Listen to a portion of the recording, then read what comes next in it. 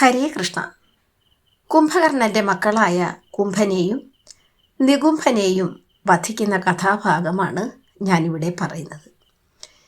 പിറ്റേ ദിവസം യുദ്ധക്കളം സന്ദർശിച്ച രാവണദൂതന്മാർ അവിടുത്തെ കോലാഹലം കേട്ട് രാവണനെ വിവരം ധരിപ്പിച്ചു. രാമലക്ഷ്മണന്മാരും വാനര സൈന്യവും ബ്രഹ്മാസ്ത്ര ശക്തിയിൽ നിന്നും മോചിതരായി വിവരം കേട്ട് കുപിതനായ രാവണൻ വീണ്ടും യുദ്ധത്തിനുള്ള ഒരുക്കങ്ങൾ കൂട്ടി.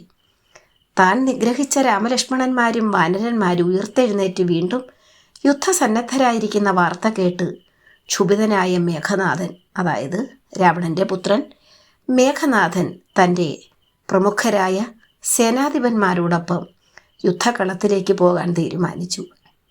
ഇതിനിടയ്ക്ക് രാവണൻ യുദ്ധത്തെപ്പറ്റിയും ലങ്കയുടെ സംരക്ഷണത്തെപ്പറ്റിയും മന്ത്രിമാരുമായി ചർച്ച നടത്തി.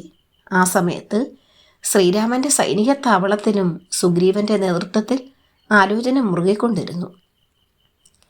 ലങ്കയെ അപ്രതീക്ഷിതമായി കടന്നാക്രമിക്കാൻ തന്നെ സുഗ്രീവ സൈന്യം തീർച്ചപ്പെടുത്തി. വിവരം ശ്രീരാമനെ അറിയിച്ചു. സമ്മതവും വാങ്ങി.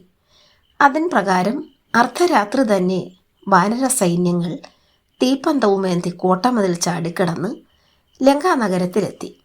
കണ്ണിൽ കണ്ട കെട്ടിടങ്ങളെല്ലാം തീവച്ച് നശിപ്പിച്ചു. തീ ചൂടേറ്റാണ് ലങ്കാനിവാസികൾ ഉണർന്നത്. ലങ്കയിൽ സർവത്ര ബഹളമായി. ലങ്കേശൻ കലികൊണ്ട് തുള്ളി.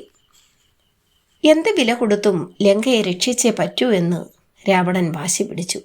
അയാൾ ഉടനെ കുംഭകർണൻ്റെ പുത്രന്മാരായ കുംഭനെയും നികുംഭനെയും വരുത്തി ഇങ്ങനെ പറഞ്ഞു: നിങ്ങളിരുവരും കുംഭകർണനെ പോലെ തന്നെ പരാക്രമികളും യുദ്ധവീരന്മാരുമാണ്.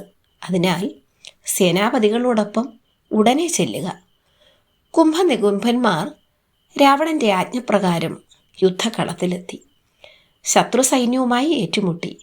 ഈ യുദ്ധം 5 ദിവസം നീണ്ടു നിന്നു. കുംഭൻ്റെ പരാക്രമത്തിൽ എതിർപക്ഷത്തിന് കനത്ത നാശമുണ്ടായി. കുപിതനായി സുഗ്രീവൻ കുംഭനുമായി ദ്വന്ദ്വയുദ്ധത്തിലേർപ്പെട്ടു. സുഗ്രീവൻ തൻ്റെ ഒരൊറ്റ മുഷ്ടിപ്രഹരം കൊണ്ട് തന്നെ കുംഭനെ വീഴ്ത്തി. ജ്യേഷ്ഠൻ്റെ വീഴ്ച കണ്ട് നികുംഭൻ ക്രുദ്ധനായി. അയാൾ ഒരു ഇരുമ്പുലക്കയുമായി സുഗ്രീവൻ്റെ നേരെ പാഞ്ഞെടുത്തു. ഇടയ്ക്ക് നിന്ന ഹനുമാനെ കണ്ട് അത് മാരുതിയുടെ മാറിൽ ആഞ്ഞടിച്ചു. തക്ഷണം അത് കഷ്ണങ്ങളായി മുറിഞ്ഞുപോയി. ഹനുമാൻ ഗർജിച്ചുകൊണ്ട് നികുംഭനെ നിലത്തു മറിച്ചിട്ട് ഒരൊറ്റ ചവിട്ട് കൊടുത്തു. അതോടെ നികുംഭൻ്റെ കഥയും കഴിഞ്ഞു. ഹരേ കൃഷ്ണ.